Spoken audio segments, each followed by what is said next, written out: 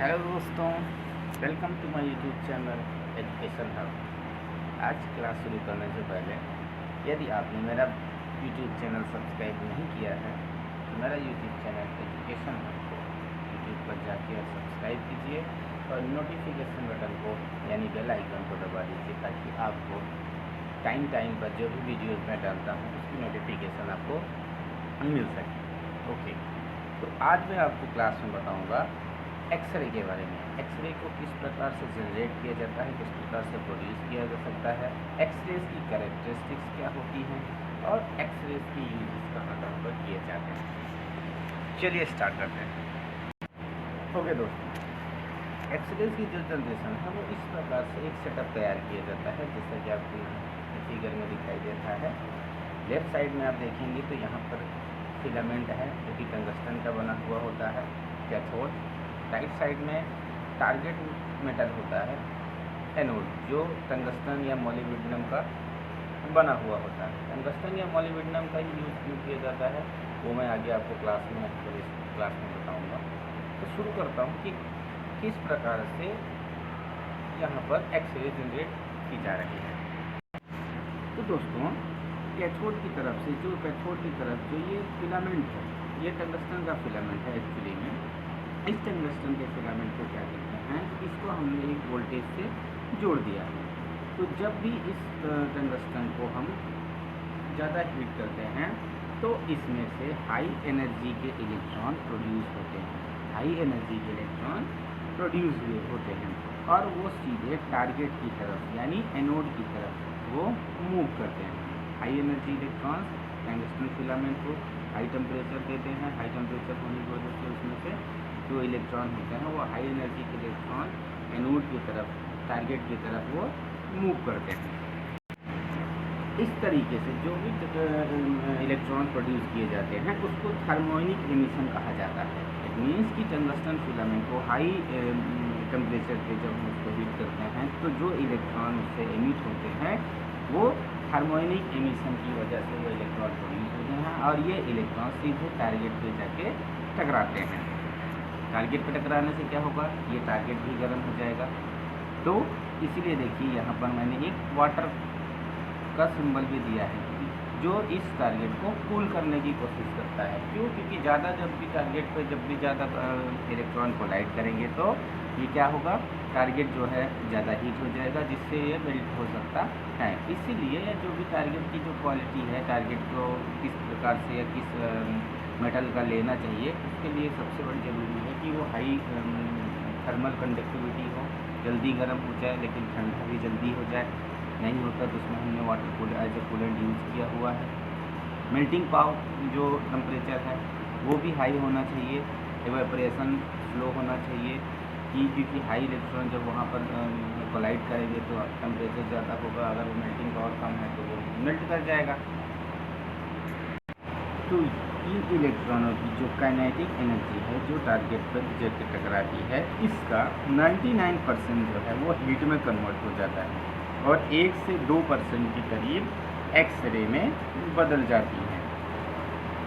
समझ गए? जो हाई इलेक्ट्रॉन प्रोड्यूस हुए उसका 99% जो है वो हीट में कन्वर्ट हो जाता है और 1 से 2% वो एक्सरे के फॉर्म में हमें मिल जाती हैं। तो इसका कहने का मतलब है कि टोटल जो भी एक्सरेज हमें मिलती हैं वो टोटली डिपेंड करती हैं दो चीज़ों पे। Number 1, kinetic energy of the electron की काइनेटिक एनर्जी कितनी है। नंबर 2, टारगेट का जो भी इलेक्ट्रॉन टकराते हैं उनकी एंगल ऑफ डिफ्लेक्शन पे। जनरली क्या किया जाता है कि टारगेट को 45 डिग्री, यहाँ पर देखिए मैंने इसको 45 डिग्री टिल्ट करके रखा जाता है।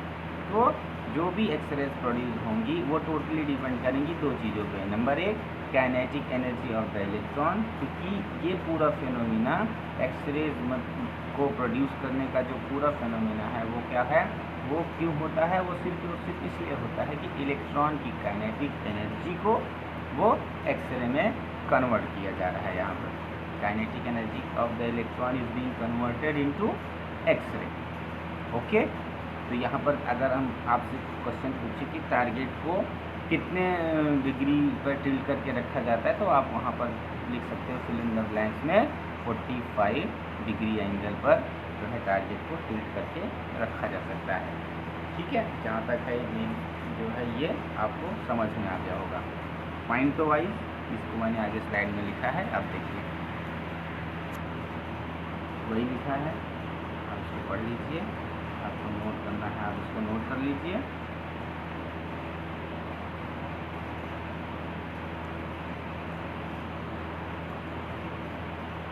ये देखिए टिल्टेड एट 45 डिग्री। ओके, अब आती है बात कैरेक्टरिस्टिक। कैरेक्टरिस्टिक क्या है एक्सरे की? बिल्कुल आसान सी है कि इसकी स्पीड है जो वो लाइट की स्पीड के बराबर होती है। ये एक स्ट्रेट लाइन में चलती है। इनमें एक्सरेज में कोई भी इलेक्ट्रिक चार्ज नहीं होता है।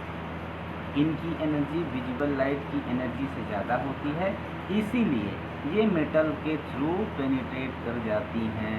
जैसा हमारे हड्डी टूट जाती है या हमारे बोन फ्रैक्चर होते हैं तो हम एक्सरे करवाते हैं ना, वो सिर्फ इसी यही एक्सरे है, वो यही एक्सरे है जो आपको बताता है। और ये क्या करती हैं?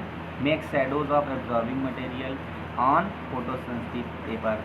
अगर ये ऐसी मेटल या ऐसे मटेरियल पे जाती हैं जो मटेरियल को पेनिट्रेट नहीं कर पाती, एब्जॉर्ब कर देती हैं, तो ये क्या करती हैं? उनको जो है उनका एक इमेज बना देती हैं। कहाँ पे? फोटोसेंसिटिव पेपर पे। इसीलिए जो हम एक्सरे कराते हैं तो बोन्स से एक्सरे क्रॉस नहीं हो पाती, बोन्स से गुजर नहीं पाती, तो वो क्या होंगे?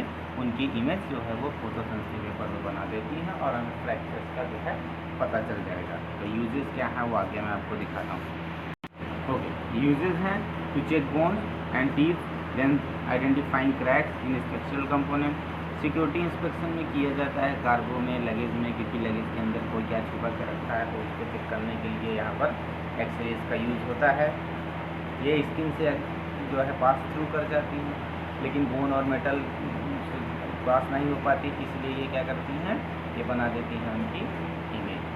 और आप एयरपोर्ट पे अगर आप कभी गए हैं तो आपने देखा होगा कि आप अपने सामान को एक्सरे मशीन में डालते हैं, आप अपने लगेज को एक्सरे मशीन में डालते हैं और उस तरफ से चले जाते हैं, तो सिक्योरिटी पर्सन आपके लगेज में एक्सरे जो है एमिट करके एक्सरे को की तरह से देख लेता है कि आपके बैग में क्या क्या चीज़ें हैं, क्योंकि एक्सरेज आपके बैग में high density low density materials को पेनिट्रेट कर जाएंगे, जिनकी नहीं करेंगी उनकी इमेज बना देंगी। ठीक है, तो ये था आज का टॉपिक और इसको अच्छे से आप समझ लीजिए, ये आपके एग्ज़ाम पॉइंट ऑफ व्यू से